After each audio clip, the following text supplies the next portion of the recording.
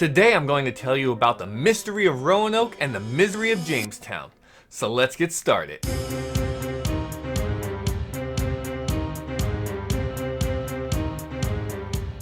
How's it going, everybody? Welcome to Virtual History 360. I'm Mr. Wade and I love history, and I bet you do too. That's why you're watching this video. So be sure to check out my other videos in this playlist to find something that you will find helpful. And be sure to stick around until the end of the video to find out what really happened between John Smith and Pocahontas. But before we get to that, we need to go back to the beginning. Before Jamestown, before Roanoke, there was the Spanish Armada. But before that, there was Henry VIII. When the Pope would not grant him a divorce, he took a page from Martin Luther's playbook and split from the church, forming his own, the Anglican Church. In doing this, he was able to divorce his wife, Catherine of Aragon.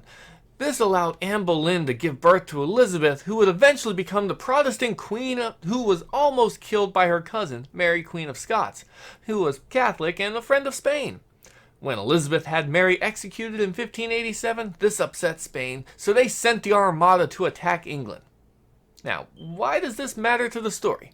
Well, the English had tried to start a colony in North America called the Roanoke colony.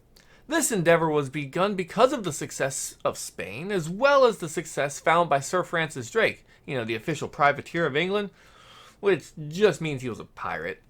I'll have to do a separate video on the exploits of Sir Francis Drake. But anyway, Queen Elizabeth sends Sir Walter Raleigh to form a new colony, and although his first attempt saw failure when the colonists gave up and sailed home after a tough winter, it is the second attempt in 1587 that we are going to focus on. The leader of this group was John White, who had been a part of the first attempt, and shortly after their arrival, his daughter gave birth to Virginia Dare, the first English baby born in North America. But the proud grandpa couldn't stay. He left 9 days later to go back to England for more supplies. But remember the Armada I talked about earlier? Yeah, they were at war with England, so John White was unable to get back to Roanoke for almost 3 years. By the time he did, he found it deserted. The only clue he could find was the word Croatoan carved into a tree. He thought it could mean that the settlers went to Croatoan Island about 50 miles away, but it was stormy, so he gave up the investigation and went home. Couldn't he have just waited for the storm to pass and then go look? But he was like, nah, they must be dead. And the Roanoke colonists were never seen again. Not a very satisfying end to their story, huh? What do you say we hop in the jet and head to Jamestown?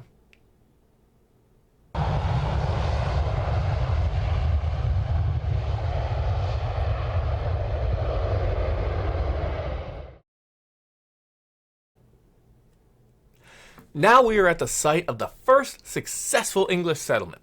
Just remember that St. Augustine was founded in 1565, but since history books are written by the winners, we are talking about English history.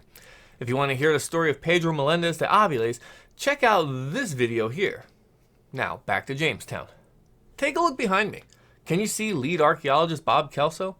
Obviously this is present day, but use your imagination and step back in time. The year is now 1607. 3 ships arrive in Chesapeake Bay, but they are worried about the Spanish, so they sail 60 miles from the Atlantic and pick a spot on a bend which provides good defensive positions from the sea, but not so much from the land. So within a month, the settlers had constructed a triangular fort to protect from native attacks. You have to realize that the land was not empty. The Powhatan tribe was firmly established, and the Powhatan paramount chiefdom consisted of approximately 30 named tribes with a population of about 14,000 people, and was named Senacamoco, which may have meant our place. The Powhatans had a sustained society with a structured government, economy, religion, language, and even an intricate social institution. They were ruled by a paramount chief named Wahoo-Seneca, also known in history as Powhatan. And it was trade for food with the Powhatans that enabled the colonists to survive during the early years of the settlement's history. You see, the people who paid for the voyage expected to find gold and silver like the Spanish found in Central America, so they sent explorers, not farmers. In fact, John Smith made the rule that if you didn't work for the community, you did not get any food. But it soon became apparent that there was no gold to be found. But the investors still expected a profit, so new industries were attempted such as glassmaking, shipbuilding, lumbering, winemaking, pharmaceuticals, silk production, and even barrel making. But all of these attempts to make profits by these various industries failed due to the high death rate of the colonists and the cost of labor. However, one crop proved to be a moneymaker: tobacco. Tobacco allowed the colony to survive, prosper, and grow.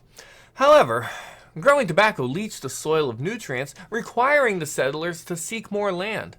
This expansion along the banks of the James River resulted in the displacement of Virginian Indians from their homelands and led to conflict between the two cultures.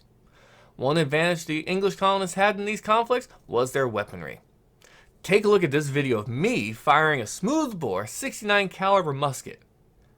Let me tell you, this was an excellent experience that you can also take part of if you visit Colonial Williamsburg.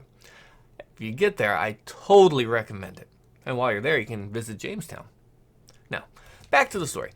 In 1609, John Smith was injured in a gunpowder explosion and had to return to England for treatment. This was when things went downhill. The following winter was called the Starving Time. During this time, the Powhatans trapped the colonists in their fort. Couple that with a harsh winter and their food running out, the colonists resorted to eating leather, rats, and even their horses. During this time, 80% of the colonists died. Luckily, a supply ship arrived in the spring of 1610 and the colony was saved, or at least what was left of it. But this was just the start of the spread of English colonies in North America. What do you say we talk about Pocahontas and John Smith? Now listen to me. The movie By the Mouse tells a great story, but there are a lot of historical inaccuracies. But there's a big one that I want to talk about more than the others, and that is the story of Pocahontas saving John Smith from execution. When Smith wrote about what happened to him in Jamestown, there was no mention of this event. He elaborated on the relationship with Powhatan and the trade that kept the colony alive, but there was no mention of the chief's daughter saving his life. This was written in 1608, soon after the events took place. Now fast forward to 1624. A new book is coming out, Smith's History of Virginia. And in this telling, there is a great amount of detail about his near-death experience and how Pocahontas saved him just moments before he was to be killed. But here's the thing. Pocahontas died in 1617 and could not contradict his story. So it sounded good for him, right? But let's dig a little deeper. Reading the book 200 Quick Looks at Florida History by James C. Clark uncovers an interesting story, that of Juan Ortiz. He was a Spaniard who was captured in 1528 and discovered by Hernando de Soto in 1539. He told the story of being roasted alive over a fire when the chief's daughter and wife rushed out and removed him and nursed him back to health. This story is written down, seen by a John Smith biographer who included the tale in the History of Virginia, to which John Smith did not argue.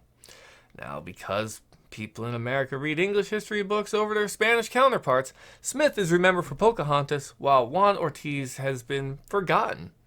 Although he should get credit for creating a type of American food. You see, he explained that the Indian word for his execution was barbacoa, to describe being slow roasted. He was being barbecued. Leave a comment below telling me what you think about John Smith's story. Was he telling the truth? Let me know. While you're there, go ahead and hit that like button for me, and don't forget to subscribe if you haven't already. Be sure to check out my other videos like the ones you see on the side over here, because I have other history videos and civics videos, as well as one shot in 360, so be sure to check them out. For Virtual History 360, I'm Mr. Wade. See you next time.